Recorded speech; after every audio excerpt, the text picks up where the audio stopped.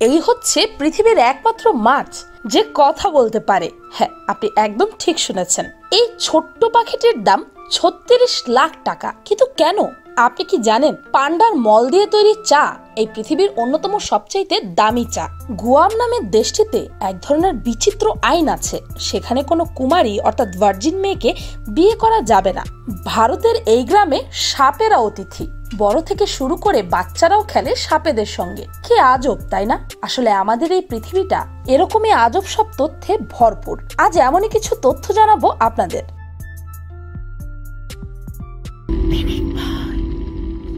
Number 1, বিশ্বাস করুন আর নাই করুন, গুয়ামে একটা আইন আছে, কোনো কুমারী মেয়েকে বিয়ে করা যাবে না। সেখানে এক শ্রেণীর পুরুষ আছে যারা টাকার বিনিময়ে মেয়েদের সঙ্গে ঘুমায় আর তাদের সার্টিফিকেট দেয়। সেই সার্টিফিকেট নিয়ে তখন মেয়েরা বিয়ে করতে পারে। আবার আমেরিকার ওয়াশিংটনে একটা কুমারী মেয়ের সঙ্গে বিয়ের আগে কিংবা পরেও ঘুমানো যায় না। তবে মেয়েরা কিভাবে তার কুমারিত্ব বিসর্জন দেবে সেটার কোনো আইনি ব্যাখ্যা ওয়াশিংটনের আইনে নেই। নাম্বার 2, মাছেরা কথা বলে। কি বিশ্বাস হচ্ছে না? এতদিন হয়তো খেলা বা হাস্যরস হিসেবে মাছেদের কথা বলার বিষয়টি প্রচলিত ছিল, কিন্তু আপনাকে যদি বলি এমন এক মাছের অস্তিত্ব পাওয়া গেছে যারা আসলেই কথা বলে। ক্যাটফিশ নিজেদের মধ্যে কথা বলতে পারে। কিভাবে? এতদিন তো বিজ্ঞানীরা মনে করতেন মাছেরা কথা বলতে বা যোগাযোগ করার জন্য শব্দের বিকল্প হিসেবে প্রধানত অন্যান্য উপায়ের উপর নির্ভর করে। এসব উপায়ের মধ্যে আছে রঙের সংকেত, শরীরের অঙ্গভঙ্গি কিংবা বিদ্যুৎ প্রবাহের মতো কৌশল। কিন্তু সাম্প্রতিক বিভিন্ন আবিষ্কারে দেখা গেছে ঠিক পাখিদের মতো মাছেরাও ভোরে আর সন্ধ্যায় কোরাসের মাধ্যমে একসাথে ডাকাডাকি করে। কিছু শব্দ শুনতে লাগে সাইরেন বা বাঁশির মতো। কিছু মাছ নিজেদের দাঁতে দাঁত কষে বা জলে নড়াচড়ার মাধ্যমে শব্দ করতে পারে। আরো মজার ব্যাপার হলো প্রায় ১৫৫ মিলিয়ন বছর আগে মাছেরা কথা বলা শুরু করে।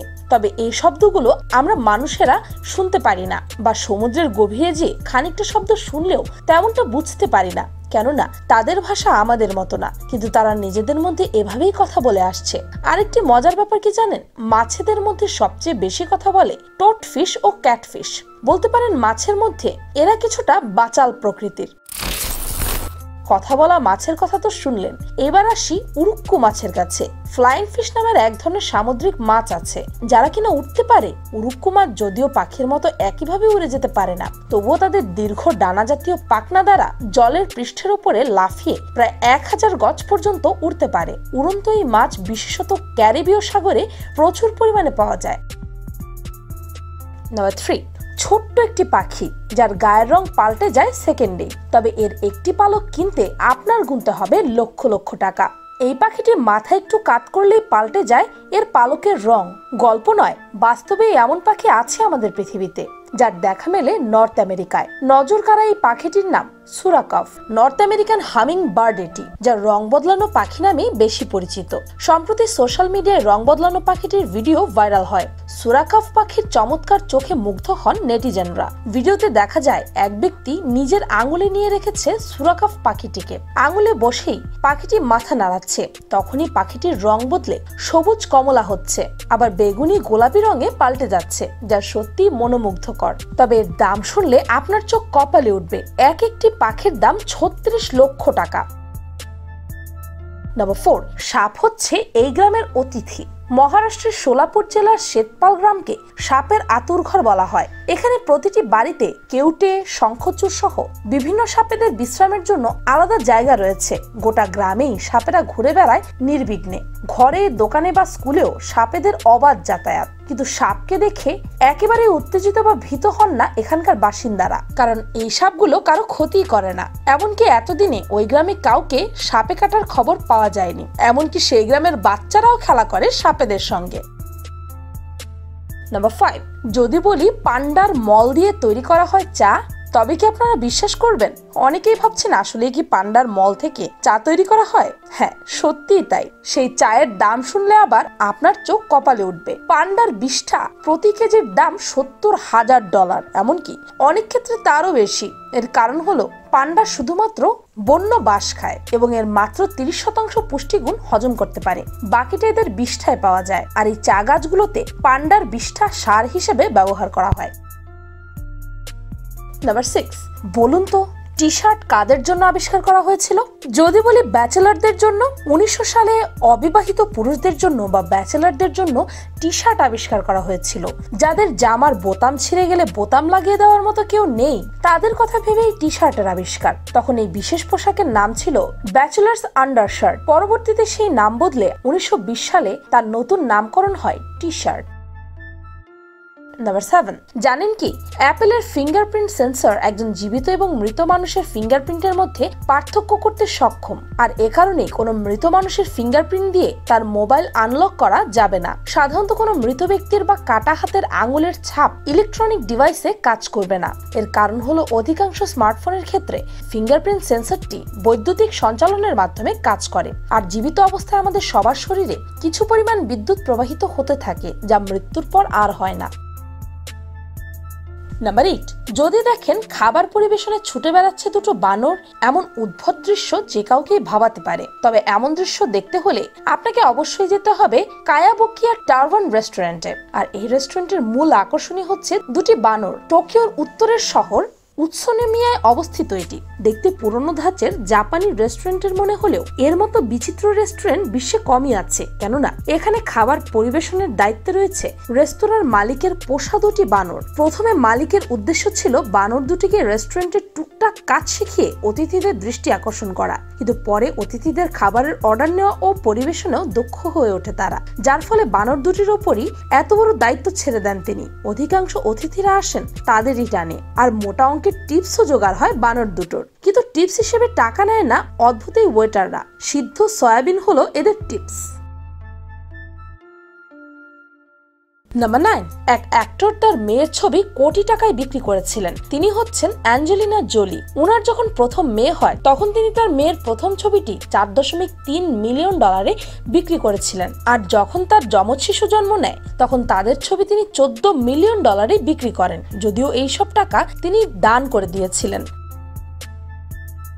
নাম্বার 10, আমাদের মধ্যে অনেকেই আছেন যাদের কোকা কোলা ছাড়া চলেই না। কিন্তু এই কোকা কোলার আবিষ্কার কিভাবে হলো সেটা কি জানেন? জন স্মিথ পেমবার্টন হচ্ছেন কোকা কোলার আবিষ্কারক। পেশায় তিনি ছিলেন একজন হাতুড়ে ডাক্তার বা রসায়নবিদ। তিনি তার তৈরি করা ওষুধ ফেরি করে বিক্রি করতেন আর অবসর সময়ে আবিষ্কারের নেশায় মেতে থাকতেন।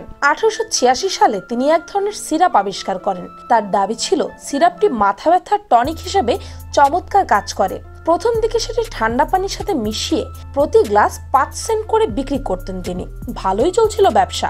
এরই মাঝে এক কাণ্ড ঘটলো। একদিন দোকানে এক লোক এলো প্রচন্ড মাথা ব্যথা নিয়ে, এসেই এক গ্লাস সিরাপ চাইলো। কিন্তু ভুলবশত সিরাপ ঠান্ডা পানির পরিবর্তে কার্বনেটেড মেশানো পানির সাথে মিশ্রিত হয়ে গিয়েছিল। মজার ব্যাপার হচ্ছে লোকটি সেই বিচিত্র সিরাপ খেয়ে দারুণ আনন্দ পেল। তখনই পেমবার্টনের মাথায় আইডিয়া এলো এই পানীয়টি বাজারজাত করার। প্রথম বছরেই তিনি $50 আয় করেন, কিন্তু ব্যয় হয় $70। গচ্ছা খেয়ে বিমর্ষ পেমবার্টন তার পেটেন্টটি বিক্রি করে দেন। মূলত কোকা কোলা জনপ্রিয় হয় সেই ক্রেতার মাধ্যমেই। তারপরের গল্প সবারই জানা। বর্তমানে পৃথিবীর 200টি দেশে কোকা কোলা বাজারজাত করা হয়। পৃথিবীতে প্রতি সেকেন্ডে 8000 বোতল কোকা কোলা পান করা হয়। আর এটিই হচ্ছে এই পৃথিবীর সবচাইতে পপুলার কোল্ড ড্রিঙ্ক।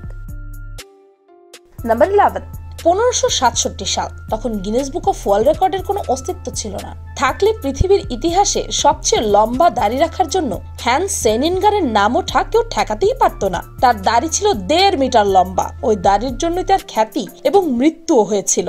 ইতিহাস বলছে একবার আগুনের হাত থেকে পালাতে গিয়ে নিজের দাড়িতে পা জড়িয়ে পড়ে গিয়েছিলেন হ্যান্স। বেকায়দায় পড়ার ফলে তার ঘাড়টা ভেঙে যায়। ঘটনাস্থলেই তার মৃত্যু হয়। নাম্বার 12, একবার একজন ব্যক্তি কোলগেট কোম্পানির কর্মকর্তাদের কাছে গিয়ে বলেন, আমি একটি দারুণ আইডিয়া দিতে পারি যার মাধ্যমে আপনাদের বিক্রি প্রায় 40% বেড়ে যাবে, কিন্তু এর পরিবর্তে আমাকে $1 লক্ষ দিতে হবে। অবশেষে কোলগেট কোম্পানি লোকটির কথায় রাজি হয়ে যায়। এরপর লোকটি যে আইডিয়াটি দেয় তা জানলে আপনার হাসি পাবে। লোকটি জানায়, আপনাদের কোলগেট বোতলের ছিদ্রটি আর একটু বড় করে দিন। এর ফলে মানুষের বেশি বেশি কোলগেট ব্যয় হয়ে যাবে, যার ফলে আপনাদের বিক্রিও বৃদ্ধি পাবে। মানে এটা কোনো কথা? শুনতে হাস্যকর মনে হলো, তার এই আইডিয়াটি আসলেই কাজ করেছিল। নাম্বার 13, পৃথিবীর অন্যতম অদ্ভুত হোটেল হেন্না হোটেল, যেটি পরিচালিত হয় রোবট দ্বারা। 2015 সালের মাঝামাঝি চালু হয় এই হোটেলটি। এখানে রয়েছে প্রায় 144টি রুম। সবগুলো রুমে কাজ করার জন্য রয়েছে 186টি রোবট। কখনো একটি মহিলা রোবট, আবার কখনো একটি ডাইনোসর রোবট আপনাকে জানাতে পারে অভ্যর্থনা। এরাই খুঁজে দেবে আপনার পছন্দের সেরা রুমটি। এই হোটেলে থাকাকালীন আপনাকে কোনো রুমের চাবি দেওয়া হবে না, কারণ এই হোটেলে ব্যবহার করা হচ্ছে প্রেস ডিটেক্টর সিস্টেম। কখনো কিছুর প্রয়োজন হলে রুমে থাকা কম্পিউটারে রিকোয়েস্ট করতে হবে, তখন কোনো একটি রোবট আসবে আপনার সমস্যার সমাধান করার জন্য। হোটেল সম্পর্কে কিছু জানার হলে সবকিছুর উত্তর দেবে বেডের পাশে থাকা একটি রোবট। খাবার পরিবেশন থেকে শুরু করে পরিচ্ছন্নতার কাজ সবকিছুই করবে এখানকার রোবটগুলো। তবে হাতে গোনা 8-10 জন মানুষ প্রতিদিন এখানে আসেন যারা রোবট নন। হোটেলের সবকিছু ঠিক মতো চলছে কিনা সেটা দেখাই তাদের দায়িত্ব। রোবট মানুষের জীবনকে কতটা সহজ করে দিতে পারে তার একটি জলজ্যান্ত উদাহরণ হেন্না হোটেল। অনেকের ধারণা আমরা অনেক কিছু জানি, কিন্তু আজও আমাদের অজানা রয়েছে অনেক কিছুই। এই দুনিয়ায় বিচিত্র কত কি না আছে। চারপাশে ছড়িয়ে আছে এমন কিছু মজার তথ্য যার অনেকটাই আমাদের অজানা। এমনকি বিজ্ঞানীরাও খুঁজে চলেছে এগুলোর সমাধান। যেখানে সাগরের নিচে মাত্র 5% সম্পর্কে আজ জানা গেছে, সেখানে পুরো পৃথিবী সম্পর্কে জানা আদৌ কি সম্ভব আমাদের পক্ষে? ভিডিওটি ভালো লাগলে আপনার ফ্রেন্ডস এন্ড ফ্যামিলির সাথে শেয়ার করতে পারেন। আর পিনিক পাই চ্যানেলটিকে সাবস্ক্রাইব করে বেল আইকনে অল নোটিফিকেশন অন করতে ভুলবেন না যেন। আমি ফাল্গুনী, আজকের মতো পর্যন্তই। দেখা হচ্ছে পরের ভিডিওতে।